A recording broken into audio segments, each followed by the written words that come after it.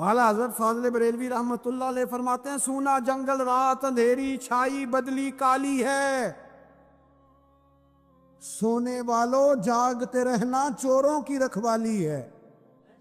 سونے والوں جاگتے رہنا چوروں کی، یہاں تو لوگ ہمارے عقائد کو تباہ کر رہے ہیں، صحابہ اور اہل بیت کے بارے میں، حضور کی نسبتوں کے بارے میں، اور ہمیں فکر نہیں ہے۔ اتنی دور لے جایا جا رہا ہے، اتنا فکری انتشار نہیں کہا۔ حضرت ربیعہ بن کعب کی وہ حدیث تو سارے لوگ سناتے ہیں کہ وضو کرایا کرتے تھے تو نبی پاک نے فرمایا کچھ مانگ لے، انہوں نے جنت میں نبی پاک کا پڑوس ہی مانگ لیا، یہ بخاری میں موجود ہے۔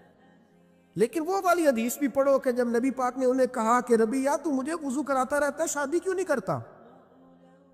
حضور نے نہیں فرمایا کہ اس کا ذاتی معاملہ ہے، میں شادی کراؤں گا، میں اس کام میں کیوں آؤں گا، شادی کیوں نہیں کرتا؟ اس کی حضور کوئی کاروبار نہیں، کوئی معاملہ نہیں، کوئی رنگ روپ نہیں، اور آپ کی خدمت سے بھی رک جاؤں گا۔ کہتے ہیں حضور خاموش ہو گئے۔ اگلے دن پھر پوچھا نکاح کیوں نہیں کرتے؟ میں نے کہا حضور نہ کاروبار ہے، نہ گھر ہے، نہ مکان ہے، نہ رنگ روپ ہے، کون رشتہ دے گا؟ جب میں یہ کہہ کے باہر نکلا نا حضور خاموش ہو گئے، تو میرے دل میں خیال آیا ربیعہ تو بحث کیوں کرتا ہے؟ اور ان کو بتاتا ہے جنہیں اللہ نے سارا کچھ ہی عطا فرمایا ہوا ہے۔ حضور کہتے ہیں شادی کیوں نہیں کرتا؟ تو چپ کر کے کہہ دے محبوبہ جیسے دل کرتا ہے ویسے کر دے، تو آگے سے دلیلیں دیتا پھرتا ہے۔ یہ بھی کو بات ہوئی۔ فرماتے ہیں اگلے دن میں نے ارادہ کر لیا، حضور نے اگر آج کہا تو کہہ دینا یا رسول اللہ جیسے دل لو کرے۔ میں نے وضو کرایا، میرا خیال تھا حضور یہاں روک کے کہیں گے، یہاں روک کے کہیں گے، پر حضور نے آج بات ہی کوئی نہ کی۔ میں دیر تک سوچتا رہا یہاں کہیں گے، یہاں کہیں گے، پر آج حضور نے بات ہی نہ کی۔ میں پچھتا رہا تھا کہ 2 دن موقع ملا، میں نے ضائع کر دیا۔ فرماتے ہیں وضو پورا کرا کے جب میں باہر نکلا، دروازے تک پہنچا تو محبوب نے آواز دی، بات سن۔ میں ٹھہر گیا، فرمایا شادی کیوں نہیں کرتے؟ کہتے ہیں میرا تو دل پھولوں کی طرح کھل اٹھا۔ میں نے کہا یا رسول اللہ جیسے دل کرتا ہے کرا دے۔ نبی پاک علیہ الصلوۃ والسلام نے فرمایا فلاں قبیلے کے سردار کے پاس جا، اسے کہا اپنی بیٹی کا نکاح تیرے ساتھ کر۔ کہتے میں گیا، تھوڑی دیر کے لیے توقف کیا انہوں نے، لیکن پھر وہ راضی ہو گئے۔ میں واپس آیا، سنو یہ جی اس کا ذاتی معاملہ ہے، لیکن نبی پاک نے دیکھا کہ اس کو ضرورت ہے میری، اس کا نکاح نہیں ہو رہا، گھر نہیں آباد ہو رہا، تو حضور نے پورا کردار ادا کیا۔ میرے محبوب کریم علیہ الصلوۃ والسلام نے حضرت حارثہ بن نعمان کو بلایا، فرمایا تیرا ایک مکان خالی ہے؟ کہ یا رسول اللہ ہاں۔ فرمایا یہ میرے ربیعہ کو دے دے، اس میں رہا کرے گا، دلہن کو لائے گا۔ حضرت بریدہ اسلمی کو بلایا، فرمایا ایک کھجور کی گٹھلی کے برابر سونا چاہیے۔ یا رسول اللہ کس لیے؟ فرمایا میرے اس غلام نے اپنی بیوی کو حق مہر دینا ہے۔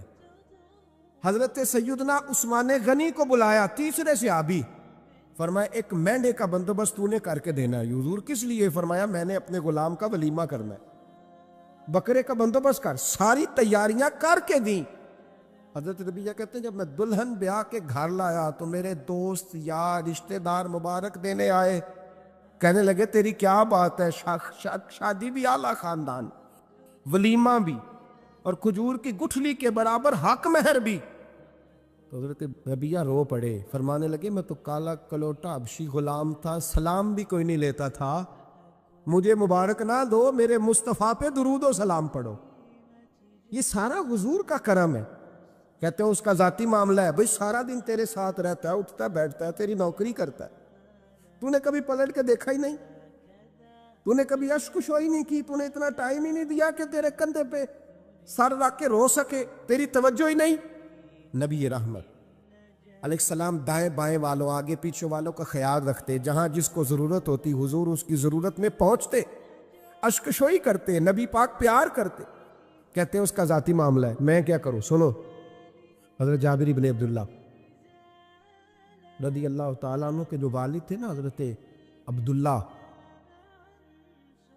عبداللہ بن عمر رضی اللہ تعالیٰ عنہ، وہ اعلیٰ ترین احد کے شہید ہیں کہ نبی پاک فرماتے ہیں رب کریم نے خود ان سے گفتگو فرمائی ہے، خود ان سے گفتگو کی اللہ تبارک و تعالیٰ نے۔ حضرت جابر بن عبداللہ کے والد عبداللہ بن عمر احد میں شہید ہو گئے تھے، 6 یا 10 مہینے تھی ان کی، قرضے چڑھ گئے، کاروبار میں نقصان ہو گیا۔ ضروری نہیں کہ کوئی آدمی دھوکے باز ہی ہو تو وہ مقروض ہوتا ہے، یہ ضروری نہیں۔ تلک الایام نداولھا بین الناس، اللہ لوگوں کے دن پھیرتا ہے، حالات تبدیل کرتا ہے۔ اب صحابی پہ کچھ شک کر سکتا ہے؟ لیکن حضرت جابر کہتے ہیں اتنا قرضہ چڑھ گیا کہ ایک ایک بال میرا قرضے میں ڈوب گیا۔ قرضے بڑے دینے تھے، مقروض آتے، تنگ کرتے۔ خود نبی کریم علیہ السلام نے فرمایا ہے کہ جو مقروض ہوتا ہے وہ قیدی ہوتا ہے، جب تک قرض دے نہیں لیتا اتنی دیر تک وہ آزاد نہیں ہوتا۔ حضرت جابر ابن عبداللہ کہتے ہیں میرے باغ میں کھجوریں پکی تھی، یہ بخاری میں بھی ہے، کنز العمال میں بھی ہے، ابن کثیر میں بھی ہے، امام حلبی نے سیرت حلبیہ میں بھی لکھا ہے، بیسیوں درجنوں کتابوں میں آپ کو روایت ملے۔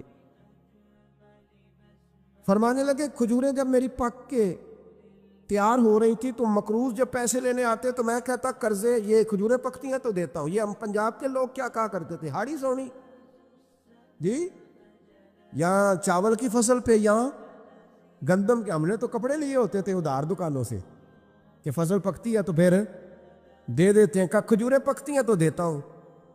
فرماتے پتہ مجھے بھی تھا کھجوریں زیادہ تھوڑی ہیں اور جن کے پیسے دینے ہیں وہ پیسے، فرماتے ہیں کھجوریں پک گئی، اتاری تو یہ تو 11 گنا بھی اور ہو تب بھی قرضہ نہیں اترتا۔ کہتے ہیں میں نے دوستوں سے، یاروں سے، رشتہ داروں سے، وہ جو کہتے ہیں نہیں کوئی حکم ہوا تو بتانا، پھر جس دن بندہ حکم بتاتا ہے اس دن کہتے ہیں آج سویرے ہی بچہ پیسے لے گیا، یہ تو 2 گھنٹے پہلے بتاتا تو تیرا کام، ہنس رہے ہیں آپ بیچ بیچ میں سے، 2 گھنٹے بس لیٹ ہیں آپ، بلکہ کئی تو پونے گھنٹے کا ٹائم دیتے ہیں، کہتے ہیں پونا گھنٹہ پہلے تو آ جاتا تو تیرا کام بس، اور جب بھی آپ فون کرو سے اگلی دفعہ کرے تو پھر شاید آدھے گھنٹے کا ٹائم دے دیں کہ آدھا گھنٹہ ہو گیا تو لیٹ ہو گیا، ورنہ کام بالکل تیار تھا۔ اور ہمارے زمانے میں تو دوستی قائم رکھنی ہے تو صرف اس سے رہ سکتی ہے جسے آپ کام نہ بتائیں، حالانکہ اس دوست کا کیا مطلب، دنیا تے جو کام نہ آیا اوکھے سوکھے ویلے، اس بے فیضے سنگی کولوں بہتر یار اکیلے، کیا مطلب ہے، کام بتایا تو رفو چکر ہو گیا، منع کیا ہوا اس بات؟ میرے رسول کائنات علیہ السلام کے صحابی کہتے ہیں سب سے کہا پر کسی نے نہ سنی، جب میں تھک گیا نا تو میں دروازہ رسول پہ چلا گیا، یا رسول اللہ، یا رسول اللہ، یا رسول اللہ، حضور قرضے زیادہ ہیں، کھجوریں کم ہیں، یہودیوں کے پیسے ہیں وہ مانتے نہیں، نبی پاک نے فرمایا ان سے کہو تھوڑے تھوڑے لے لے باقی پھر دے، حضور نہیں مانتے۔ حضور کہہ سکتے تھے سلمان جاؤ بات کر کے آؤ، جاؤ بلال، صہیب جاؤ، کون جاتا ہے مقروضوں کی سفارش کرنے، کہتا ہے بھائی میں نہیں بیچ میں آؤں گا، اتنے پیسے اوہ ہو، میں اپنے موبائل فون بند کر جاتے، کو پوچھے نہ۔ لیکن نبی کریم علیہ السلام نے فرمایا سنو، خود رسول پاک، خود نبی پاک نے، حضور نے فرمایا چل میں تیرے ساتھ چلتا ہوں، چل میں تیرے ساتھ چلتا ہوں، مقروض کے ساتھ، امیر کے ساتھ نہیں، اس کے ساتھ نہیں جس نے پیسے لینے ہیں، بلکہ حضور مقروض کے ساتھ، گرے ہوئے کے ساتھ چلے، چل میں چلتا ہوں۔ یہودی تک گئے، فرمایا کچھ لے لے، یہ بیچارہ دھوکے باز نہیں الجھ گیا ہے، غربت، کچھ لے لے باقی پھر دے دیں گے۔ کہنے لگا سارے ہی لینے ہیں۔ جب اس نے بات نہ مانی تو پھر یہ اللہ کے رسول ہے نا۔ اعلیٰ حضرت فرماتے ہیں میرے کریم سے گر قطرہ کسی نے مانگا، دریا بہا دیے، دوربے بہا دیے۔ یہ دوربے کیا ہوتے ہیں؟ یہ مجھے پوچھا تھوڑے دن پہلے ایک شخص نے، آپ سنتے رہتے ہیں نا شعرات تو ترجمہ پوچھتے ہی نہیں نا، کبھی پوچھ لیا کریں کہ اس کا معنی کیا ہے، کبھی پرچی لکھ لیا کریں تاکہ کوئی جب آپ سے پوچھے تو یہ دوربے کیا ہے، لفظ دوربے ہے ہی نہیں، اصل میں اعلیٰ حضرت کو پڑھتے نہیں نا لوگ، تو انہیں پتہ ہی نہیں وہ بات کتنی اعلیٰ، یہ لفظ دوربے نہیں ہے۔ اعلیٰ حضرت کہتے ہیں میرے قریب سے گر قطرہ کسی نے مانگا، دریا بہا دیے ہیں، دور بے بہا دیے۔ دور علیحدہ ہے اور بے بہا، دور کہتے ہیں ہیرے کو، ایک معنی ہیرا ہے، دور بے بہا، بے بہا کی تو سمجھ آتی ہے نا، دور بے بہا دیے ہیں یعنی ہیرے بے بہا دیے ہیں اسے۔ اب سمجھ آئی یہ بات کی، دریا بہا دیے ہیں، دور بے بہا دیے ہیں، یہ معنی ہے شعر کا۔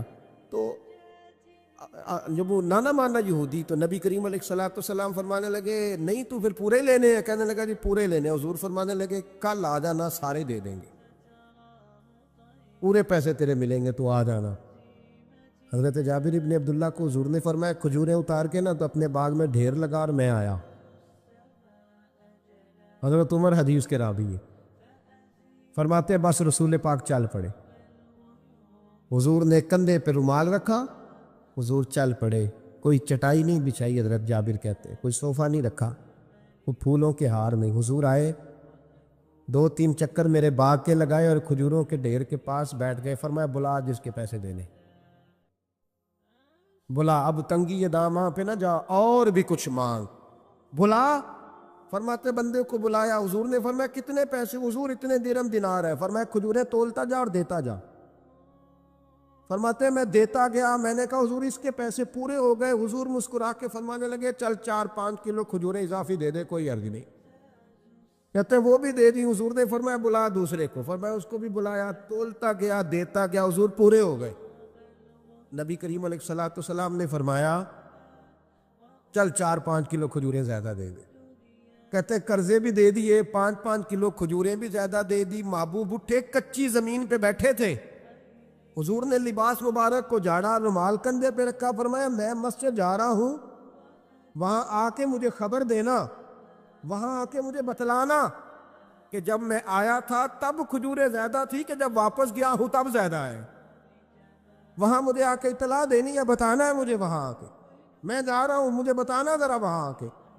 حضرت جابر ابن عبداللہ کہتے ہیں میں نے کھجوریں تولی، میں تھک گیا، میں تھک گیا، ڈھیر تو چھوٹا تھا پر وزن ہی بڑا نکلا۔ کہتے ہیں میں تھک گیا، جتنی دی تھی نا اس سے زیادہ تول کے باقی پڑی رہنے دی۔ میں مسجد میں گیا، ذرا لفظ سننا حدیث کے، کہتے ہیں مسجد میں گیا، جا کے عرض کی یا رسول اللہ میں تول آیا ہوں، جب آپ آئے تھے تھوڑی تھی اور جب واپس آئے ہیں تو کئی گنا بڑھ گئی ہیں۔ حضور نے پتہ کیا فرمایا؟ فرمایا یہ بات نا جو تو نے مجھے بتائی ہے، یہ بات ذرا میرے عمر فاروق کو بھی بتا، عمر بڑا راضی ہوگا، عمر کو بھی بتلا یہ بات۔ گویا نبی پاک کے معجزات کی، فضائل کی، شمائل کی باتیں جب بتائی جاتی تھیں صحابہ کے دل ٹھنڈے ہوتے۔ عمر کو بھی بتا، عمر راضی ہوں گے۔ جناب جابر ابن عبداللہ رضی اللہ تعالیٰ عنہ فرماتے ہیں میں حضرت عمر کے پاس گیا، میں نے کہا عمر میری یہ رائے تھی کہ جتنی میری کھجوریں ہیں 11 گنا اور بھی اتنی ہوں تو پھر بھی قرضہ نہیں اترتا، لیکن سارے قرضے بھی اترے، 5-5 کلو کھجوریں بھی زیادہ دے دی اور پہلے سے زیادہ کھجوریں پڑی ہیں۔ تو کہتے ہیں حضرت عمر کی آنکھیں روشن ہو گئی، چہرہ مسکرانے لگا، کہنے لگا تو اب بتا رہا ہے نا، اب واپس آ کے رزلٹ سنا رہا ہے، تو صحابہ سے پوچھ لے جب نبی کریم گئے تھے تو میں نے اسی وقت کہا تھا، حضور کے جاتے ہی میں نے کہا تھا اب دیکھنا رب کریم جابر بن عبداللہ پر ساری ہی رحمت نازل فرما دے، اللہ ہر قسم کا کرم فرمائے گا، خیر ہی خیر ہو جائے گی، دیکھ لے میں نے پہلے بتلا دیا۔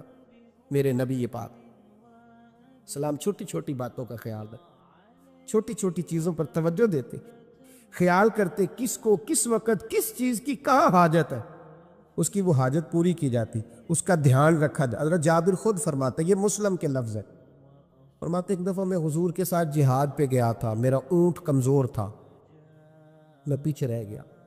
ہمارے یہاں شرط لگتی ہے نا، اللہ تعالیٰ خیر فرمائے، ایک بھائی گاڑی خریدتا ہے پھر دوسرا چاہے زیور بیچے اس نے بھی خریدنی ہوتی ہے، ورنہ گھر میں گھسنے کی اجازت نہیں ملتی، بہت سارے خرچے۔ یہ جو جوائنٹ فیملی سسٹم ہے نا، اکٹھے جو ہاں بھائی رہتے ہیں 3 4 5 6، اس کے بہت سارے خرچے ضد کی وجہ سے بڑھ جاتے ہیں، اس نے کیا ہے تو لہذا میں نے بھی، ہوتا ہے نا جی ایسے، تو پھر اس ضد میں کو پیچھے پلٹ کے نہیں دیکھتا کہ چلو جو پیچھے رہ گیا اس کا بھی ہاتھ پکڑے ساتھ آ جائے، دوڑتے رہتے، اس میں بیچارے کئی تھک جاتے ہیں، کئیوں کے پیر دوڑ دوڑ کے سوج جاتے ہیں، بڑے مسئلے بنتے ہیں، لیکن پیچھے پلٹنے کو کوئی تیار ہے؟ اس دوڑ نے ہمیں تھکا کے رکھ دیا۔ مسلم میں ہے، جناب جابر ابن عبداللہ کہتے ہیں حضور کے ساتھ میں جہاد پہ گیا، واپس آ رہا تھا، میرا اونٹ کمزور تھا، بوڑھا تھا، بیمار تھا، سب لوگ آگے گزر گئے، میں پیچھے رہ گیا، کچھ میں پریشان رہتا تھا غربت سے، تو میں مایوس بھی تھا، ذرا پیچھے رہ گیا، پریشان تھا۔ فرماتے ہیں نبی پاک نے نا 2-3 دفعہ پلٹ کے دیکھا، ادھر دیکھو، میں نے اپنی زندگی میں بڑے لوگ دیکھے ہیں، وہ امیروں میں چلے گئے، پیچھے پلٹ کے انہوں نے غریبوں کو کبھی نہیں دیکھا کہ وہ ایک دوست ہوتا تھا ہمارا جو ماڑا ہے، غریب ہے، پلٹ کے نہیں دیکھا۔ کہتے ہیں نبی کریم علیہ الصلاۃ والسلام نہ آگے گئے، سب سے آگے۔ حضور نے 2 4 5 دفعہ نہ پیچھے پلٹ کے دیکھا۔ جابر ابن عبداللہ کہتے ہیں جب میں نظر نہ آیا تو میرے محبوب کا انداز کریمانہ دیکھیں، حضور اعلانیہ فرمانے لگے، بھئی مجھے جابر نہیں نظر آ رہا۔ بے خبر ہو جو غلاموں سے، واقعہ کیا ہے؟ واقعہ کیا ہے؟ یہاں ہمارے استاد جب یہ حدیث پڑھا رہے تھے نا، یہ حدیث پڑھا رہے تھے تو اچانک رونے لگ گئے۔ میں نے کہا حضور کیا ہوا، رو کیوں پڑے؟ تو کہنے لگے یار سوچتا ہوں جو محبوب جہاد سے واپسی پر اپنے غلاموں کو نہیں بھولے، وہ میدان محشر میں کیسے بھول جائے؟ وہ وہاں بھی پوچھیں گے فلانا کدھر گیا، فلانا کدھر گیا، ایک ایک کا نام لیں گے۔ حضور نام لیں گے ہماری موج بن جائے گی۔ نبی کریم نے پلٹ کر کے دیکھا، جابر نہیں نظر آ رہے۔ حضور ان کا اونٹ کمزور ہے، پیچھے رہ گئے۔ حضور نے یہ نہیں فرمایا کہ ذرا آہستہ کرو ساتھ، یہ نہیں فرمایا، بلکہ نبی پاک نے فرمایا تم چلو۔ قافلہ چلتا رہا، حضور نے گھوڑا پیچھے کی طرف موڑا، سب سے پیچھے آئے۔ جناب جابر کہتے ہیں پیچھے میرے پاس۔ اس حکمت کو آپ سمجھیں، حدیث کے لفظوں پر آپ غور کریں۔ ایک کہہ کے کہنا ذرا اس کو میرے پاس لاؤ، یہ بات اور ہے، ذرا آہستہ ہو جاؤ، وہ بھی ساتھ مل جائے۔ لیکن یہ معنی اور ہے کہ غریب جہاں بیٹھا ہے اس کے پاس خود چل کے جانا۔ حضور خود پلٹ کے پیچھے آئے اور فرماتے میں جو کہ پریشان تھا تو محبوب میری طرف دیکھ کے فرمانے لگے اس کو دوڑاتا کیوں نہیں، پیچھے کیوں رہ گیا؟ تو کہتے ہیں مایوس بندہ، پریشان بندہ کبھی کبھی وہ اس طرح بولتا ہے کہ جیسے کڑ رہا ہے، تھوڑا سا نا سخت ترش باتیں بھی کرتا ہے۔ کہتے ہیں میں نے اس عالم میں نا، میں نے کہا حضور اس قابل ہوتا تو سب کے ساتھ مل نہ جاتا، کمزور ہے، ماڑا ہے، مہران ہے، اور وہ بھی پرانی جو چل ہی نہیں سکتی، یہ کہاں یا رسول اللہ دوڑے گا، اس قابل ہی نہیں ہے۔ حضور اس قابل ہوتا تو قافلے کے ساتھ نہ ہوتا۔ کہتے ہیں حضور نے میری طرف توجہ فرمائی، میں باتیں کر رہا تھا اپنے اندر کی پریشانی کی تو حضور مسکراتے جا رہے۔ حضور کے ہاتھ میں چھڑی تھی، فرمانے لگے ایسے ہی تو باتیں کر رہا ہے۔ نبی پاک نے اونٹ کی پشت پہ چھڑی لگائی اور فرمایا تو دوڑتا کیوں نہیں؟ بڑے ہلکے سے مسکرا، اوے تو دوڑتا کیوں نہیں؟ تو جناب جابر بن عبداللہ کہتے ہیں جو سب سے پیچھے تھا نا وہ سب سے آگے نکل گیا، وہ دوڑتا گیا، دوڑتا۔ فرماتے ہیں میرا چہرہ بھی عجیب سا، لوگ میرے انداز دیکھیں کہ یہ کیسے آگے نکل گئے، کیسے، کبھی نہ سوچ یہ کیسے نکل گیا، بس سمجھ لے آگے وہی نکلا ہے جسے مصطفیٰ کی تھبکی مل گئی ہے۔ تو یہ نہ کہ سیاست کر گیا، چلاکی کر گیا، بس تھبکی مل گئی تو بات بن گئی۔ کہتے ہیں میں نکل گیا آگے، حضور کی تھبکی جو ملی تھی۔ حضرت جابر ابن عبداللہ کہتے ہیں حضور گھوڑا دوڑا کے میرے پاس آئے، خود حضور نے میرا اونٹ تیز کرایا نبی پاک کی برکت سے۔ تو قریب آ کے فرمانے لگے ٹھہر جا یار، ہم بھی تیرے قافلے میں، ہمیں بھی ساتھ لے لے۔ فرماتے اب تو میں رو ہی پڑا کہ خود بھیک دیں، خود ہی کہیں منگتے کا بھلا ہو، ٹھہر جا یار ہمیں بھی ساتھ لے لے۔ جناب جابر ابن عبداللہ رضی اللہ تعالیٰ عنہ فرماتے ہیں کہ جگہ پڑاؤ کیا، رکے، ٹھہرے کھانے پینے کو، نماز پڑھنے۔ نبی کریم نے مجھے بلایا، میں حاضر ہوا تو کہا یا رسول اللہ حضور حکم؟ تو محبوب فرمانے لگے جابر یار تیرا اونٹ میں نے نرالا ہی دیکھا، بوڑھا ہو کے سب سے آگے نکل جاتا ہے، بیمار ہو کے، کمزور ہو کے۔ کہتے ہیں میں چہرہ دیکھتا جا رہا ہوں کہ حضور سارا ہی پتہ ہے آپ کو، میں کیا عرض کروں؟ تو محبوب فرمانے لگے پسند آ گیا، بیچ نہیں دیتے میرے ہاتھ؟ کہا یا رسول اللہ آپ رکھ لیں۔ حضور آپ کا یہ؟ فرمایا نہیں میں پیسے دوں گا۔ کتنے کا ہے؟ کہا یا رسول اللہ آپ رکھ لیں۔ فرمایا پیسے دوں گا۔ یا رسول اللہ مارکیٹ میں جاؤں تو 6-7 دینار کا بکے گا۔ فرمایا نہیں بھائی میں تو پورے 10 دوں گا۔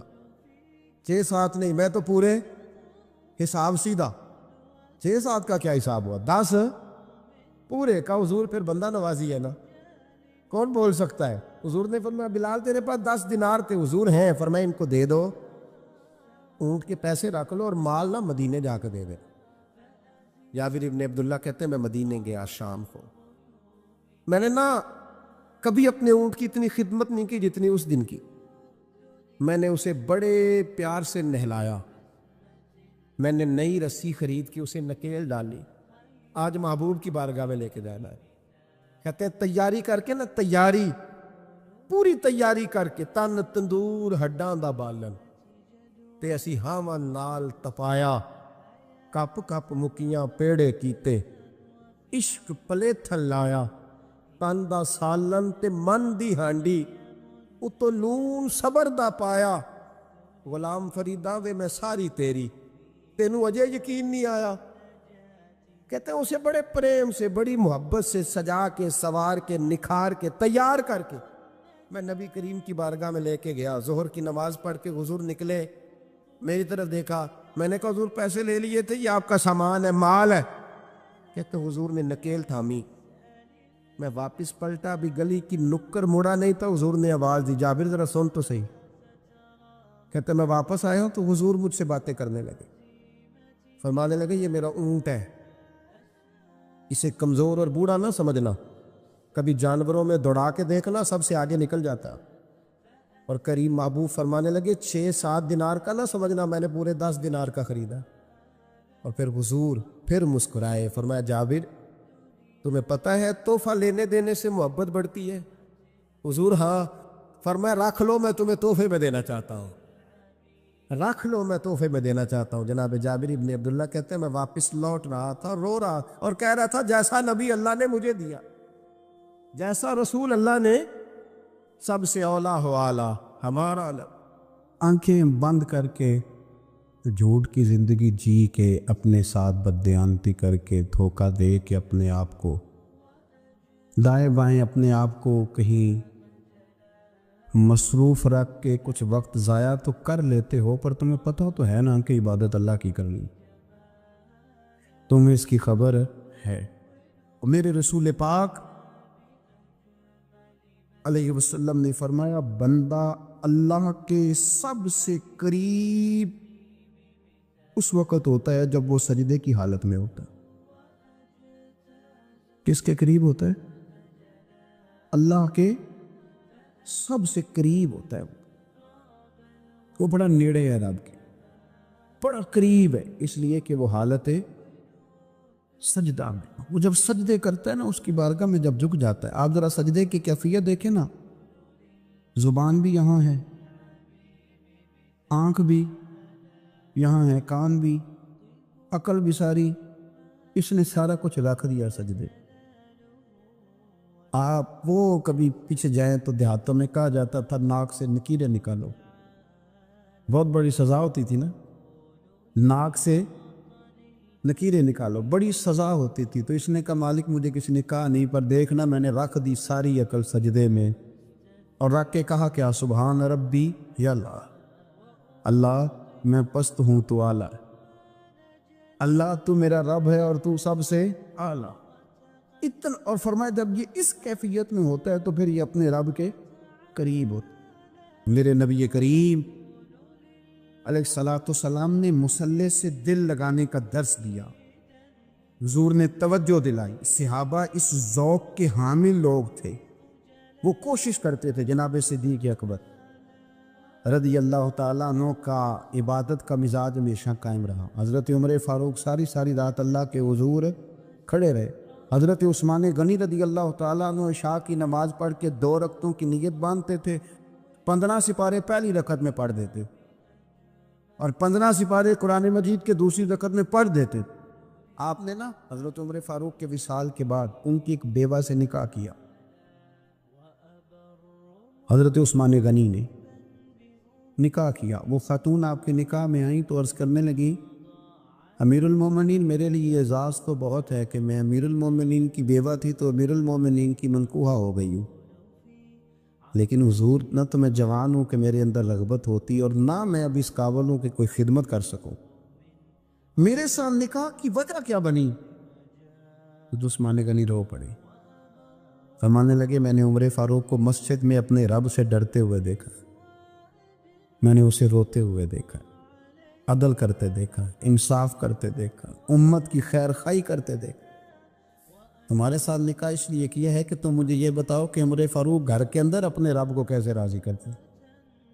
گھر کے اندر کیسے راضی کرتے تھے، وہ طریقے بتلاؤ، تم بتاتی جانا اور میں بھی اسی طرح گھر میں عبادت کروں۔ جس گھر میں اللہ کا ذکر ہوتا ہے وہ گھر زندوں کا ہے،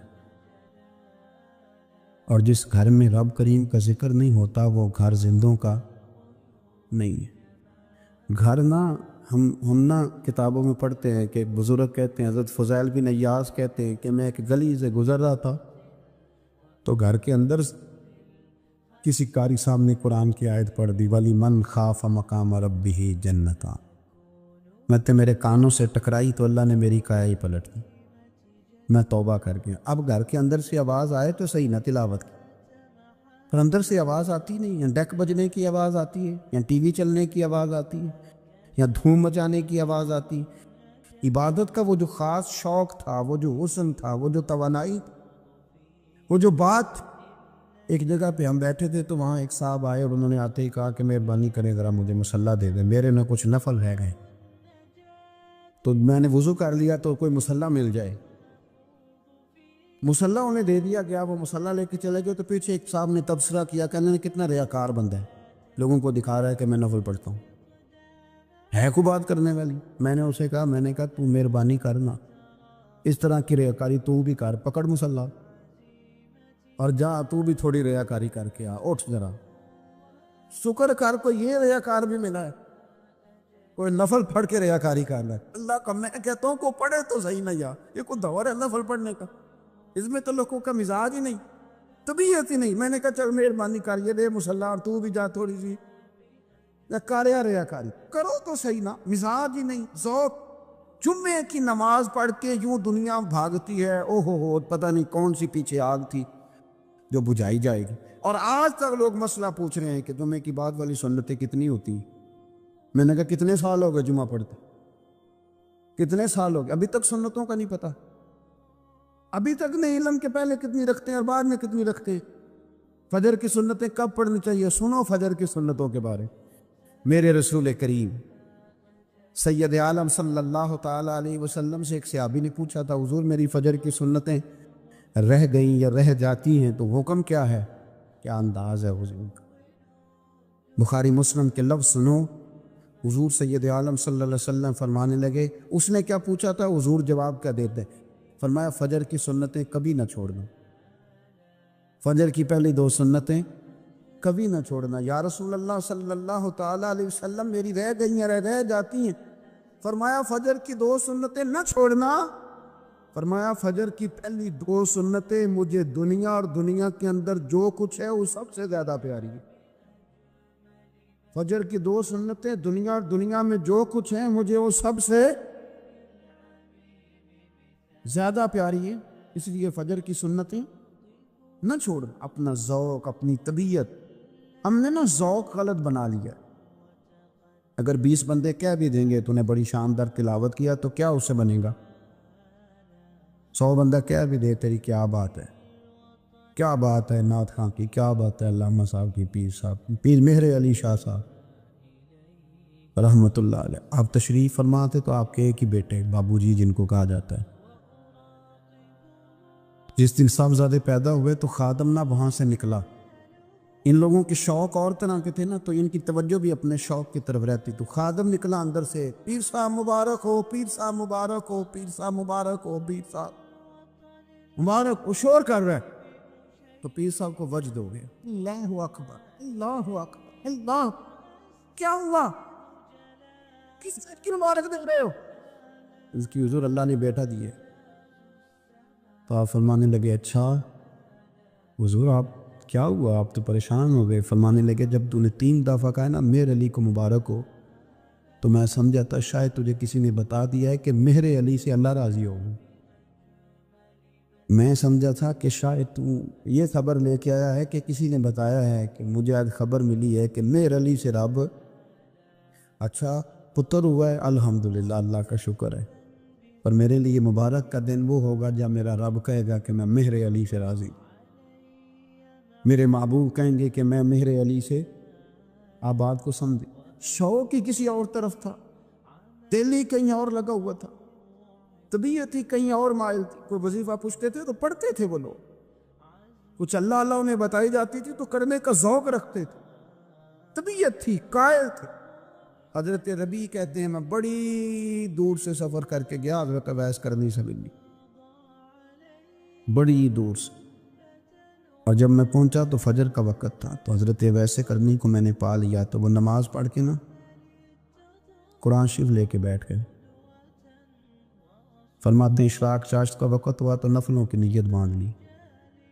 محدث ابن الجوزی نے لکھا ہے، فرماتے ہیں پھر جب زوال کا وقت ہوا تو مسجد میں جھاڑو دینے لگ گئے۔ زور کی نماز پڑھ کے تو عصر کی تیاری تک وہ مسجد میں بیٹھے رہے، اور میرے نبی پاک علیہ السلام نے فرمایا جو نماز کے انتظار میں بیٹھا ہو وہ نماز ہی میں ہے، وہ نماز ہی میں ہے۔ فرمایا میری دنیا، میری امت کی جو رہبانیت ہے نا وہ اتنی ہے کہ نماز کا انتظار کرے، اذان کے بعد نماز کا یہ راہب ہے، یہ اس وقت چھوڑ کے بیٹھے ہیں ذرا۔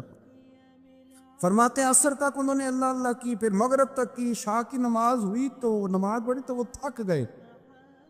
اب مجھے وہ فارغ ہوں، مصلی چھوڑے تو میں ملاقات کروں نا، کہ آپ حیران نہ ہوں کہ اتنی دیر بندہ کیسے اللہ اللہ کر، ہم نے کی نہیں نا اس لیے ہم پریشان ہیں۔ جو عادی ہوتے ہیں وہ کر بھی لیتے ہیں، وہ یہ کام، میری بات کو سمجھ آ رہی ہے؟ جب جاتے ہو کسی دفتر میں تو 8 گھنٹے کھڑے رہ لیتے ہو نا، مجبوری ہوتی ہے تو کھڑے رہا جا سکتا ہے۔ پاسپورٹ کا دفتر، بولیے امیگریشن کی لائنوں میں، اور میں نے تو ایمبیسیوں میں بندے 12 گھنٹے پہلے جا کے کھڑے دیکھے، رہ لیتے ہیں کھڑے۔ تو اگر ان کاموں کے لیے رہا جاتا ہے تو اللہ رسول کے لیے بھی کھڑے رہا جا سکتا ہے۔ تو فرمانے لگے کہ جب عشاء کی نماز کے بعد آخر انسان سے تھک گئے، نیند کا غلبہ ہوا تو تھوڑی ایسے آنکھ بند ہوئی تو کھلی تو رونے لگے۔ حضرت ویسے کرنی رو کے کہنے لگے مالک مجھے غافل تو نہ کر، ابھی میں نے کیا بھی کچھ نہیں، دن ختم ہو گیا، کوئی نفل نہیں، کوئی اللہ اللہ نہیں، اللہ مجھے غافل نہ کر، میری مدد فرما۔ فرماتے ہیں جب وہ روئے تو میرے ساتھ جو شخص تھا میں نے کہا اٹھو چلیں، کہنے لگا حضور ملا نہیں، فرمایا جو میں لینے آیا تھا وہ مجھے مل گیا ہے، جو میں ان سے سیکھنے آیا تھا وہ مجھے نصیب ہو گیا، اب اور میں نے کیا لینا، ختم ہو گئی بات، اٹھو چلیں۔ اللہ کے بندوں نے حضرت ربیعہ بن کعب اسلمی رضی اللہ تعالیٰ عنہ فرماتے ہیں، کہتے ہیں جب بنو قریظہ اور بنو نذیر یہودیوں کے ساتھ حضور علیہ السلام نے جنگ کا اعلان فرمایا تو وہ دشمن ہو گئے، ہمیں خطرہ تھا کہ وہ رات کو کہیں محبوب کو تکلیف نہ دیں، تو کچھ لوگ نا تلواریں لے کے نبی پاک کے دروازے پہ پہرے داری کرتے تھے۔ گن مین رکھنا حرام نہیں، اگر کسی کو واقعی خطرہ ہو تو اس کے لیے سنت بھی ہے۔ حضرت علی المرتضیٰ تلوار لے کے حضور کے گھر کا پہرا دیتے تھے۔ حضرت ربیعہ بن کعب اسلمی رضی اللہ تعالیٰ عنہ فرماتے ہیں کہ رات میری ڈیوٹی تھی کہ میں حضور کے گھر کا پہرا دوں گا، تو فرماتے ہیں میں باہر سن رہا تھا، ساری رات ہی میرے نبی پاک نے اللہ کی تسبیح پڑھی، ساری رات، کبھی تسبیح، کبھی تہلیل، کبھی تحمید، کبھی تکبیر، ساری رات۔ فرماتے ہیں ساری رات حضور پڑھتے رہے اور ساری رات ہی میں سنتا رہا، مجھے اونگ آ گئی، میری آنکھ لگ گئی، حضور ابھی پڑھ رہے تھے، میں تھک کے سو گیا، اور فرماتے ہیں جب میری آنکھ دوبارہ سے کھلی تو میرے کانوں میں پھر کوئی چیز گونجی، تو میں نے کان لگایا تو میرے حبیب ابھی بھی اللہ کو یاد کر رہے۔ ساری رات حضور رب کی عبادت کرتے، اسی لیے تو کہا یا ایھا المزمل قم اللیل الا قلیلا، حبیب ساری رات تو نہ جاگا کر، تھوڑا آرام بھی کر لیے گا۔ میرے بھائی اپنا مصلی، اپنی عبادات، اپنے وظائف، اللہ اللہ جو آپ نے کسی سے سیکھی ہے اس کو کبھی کمزور نہ ہونے دیں۔ شجرہ شریف جو کسی بزرگ سے آپ لے لیتے ہیں تو کیا رسم ہے کوئی؟ اس پہ کچھ لکھا ہوتا ہے، وہ پڑھنے کے لیے دیا جاتا ہے، اس پہ لکھا ہوتا ہے کہ یہ اللہ اللہ آپ نے کرنی ہے۔ انسان پر اگر کوئی شخص نیکی کر دیتا ہے، احسان کر دیتا ہے، تو انسان اس کے سامنے پھر گردن نہیں اٹھا سکتا، یار یہ میرے مشکل وقت کا دوست ہے، اس نے میرے ساتھ نیکی کی، کبھی بھی گردن نہیں اٹھائے گا، جھکا کے رکھے گا۔ تو اگر عام کوئی نیکی کر دے تو اس کے سامنے انسان کبھی گردن نہیں اٹھاتا، تو جو رب ساری نعمتیں عطا فرمائے، جو کہے کہ تیری تخلیق میں نے کی، تجھ سے پہلوں کو بھی پیدا میں نے کیا، تیرے لیے زمین کا بچھونا بھی میں نے بچھایا، آسمان کی چھت بھی میں نے لگائی، تیرے لیے زمین سے ساری اناج کو، پھل کو، کھیتیوں کو نکالا بھی تیرے لیے۔ اب تو اس طرح کر کہ تو میری عبادت کر، تو میری بارگاہ میں جھک جا۔ بہت سارے نشے لوگوں کو لگے ہوئے ہوتے ہیں، ہر آدمی کوئی نہ کوئی نشہ کرتا ہے، کوئی دولت کا کرتا ہے، کوئی شہرت کا کرتا ہے، کوئی اپنی تعریف کا نشہ کرتا ہے، 2-4 لوگوں سے تعریف سن کے مطمئن ہو جاتا ہے۔ ناراض تو نہیں ہو گیا اس جملے سے؟ آپ کرتے ہیں لوگ دولت کا نشہ بھی، یہ جب نقصان ہوتا ہے تو بندے بیمار نہیں ہو جاتے؟ پیسے ڈوب جاتے ہیں تو لوگ بیمار نہیں ہو جاتے؟ تو اس کا مطلب یہ ہوتا ہے کہ نشہ ٹوٹ گیا ہے۔ اب بہک ہوئے ہیں نا تھوڑے سے تو کانپتے ہیں، تڑپتے ہیں، پریشان۔ نشہ ہی اسی طرح ہی کرتا ہے نا، نہیں ملتا تو پریشان ہوتا ہے۔ یہ سارے نشے ہیں، مختلف قسم کا نشہ۔ ہم مانتے نہیں اس بات کو، تسلیم نہیں کرتے، کیونکہ تسلیم کرنا بڑا مشکل کام ہے۔ اس کے لیے تو بڑی ساری چیزیں جو ہیں وہ دبوچ کے اور بڑی سارے رستے پھلانگ کے آنا پڑتا ہے، تو بڑا مشکل ہے ماننا، ورنہ کرتے ہیں ہم، ہمارا مزاج ہے۔ یہ گھومنے پھرنے کا، دنیا دیکھنے کا بھی ایک نشہ ہے، یہ بہت ساری باتیں کرنے کا بھی ایک نشہ ہے، گپ شپ کا بھی ایک نشہ ہے۔ 2-4 لوگوں کی جب تک پگڑیاں نہ کھول لیں، بعض لوگوں کو نیند نہیں آتی۔ یہ غیبت کا، چغلی کا، بددیانتی کا، یہ بھی ایک نشہ ہے۔